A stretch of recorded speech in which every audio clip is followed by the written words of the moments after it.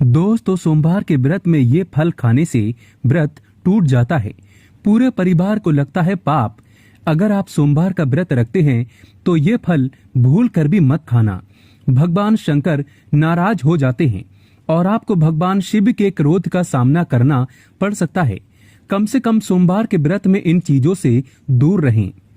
दोस्तों, सोमवार का व्रत खासकर कुंवारी लड़कियों के लिए बहुत ही महत्वपूर्ण माना गया है। सच्चे दिल से जो कुंवारी कन्याएं भगवान शिव की पूजा अर्चना व्रत आदि करती हैं तो उन्हें उनके मनपसंद वर की प्राप्ति होती है। सच्चे दिल से भगवान शिव की आराधना करने से भगवान शिव की तरह ही स्त्री को एक सच्चे पति की प्राप्ति हो जाती है। वेद पुराण में बताया जाता है कि हर सुहागिन महिला को सोमवार का व्रत रखना चाहिए।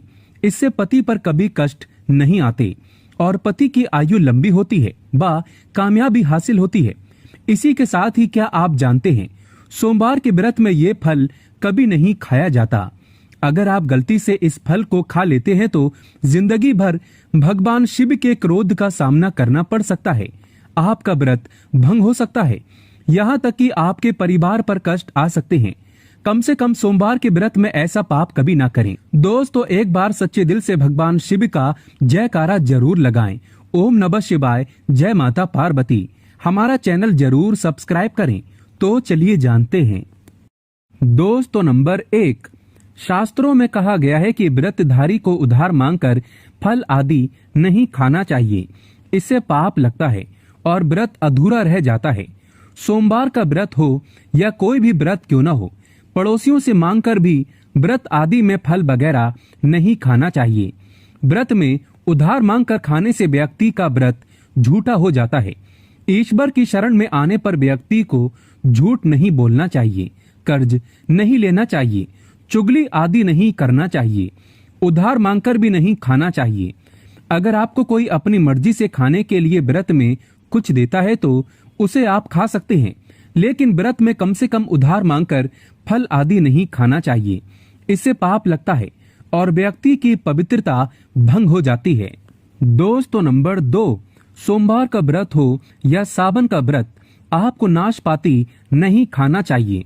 दरअसल इस फल का नाम नाश यानी नाश करने वाला होता है, इसीलिए इस फल को व्रत में नहीं खाना चाहिए।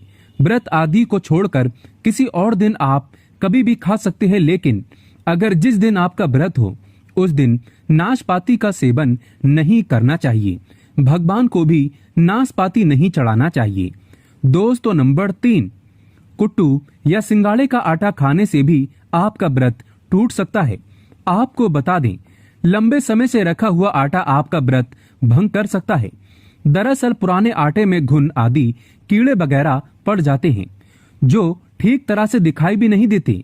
ऐसा आटा खाने पर दरअसल आप मांस का सेवन करते हैं और व्रत में कीड़े खाना घोर पाप के बराबर माना गया है और आपका व्रत भी भंग हो जाता है।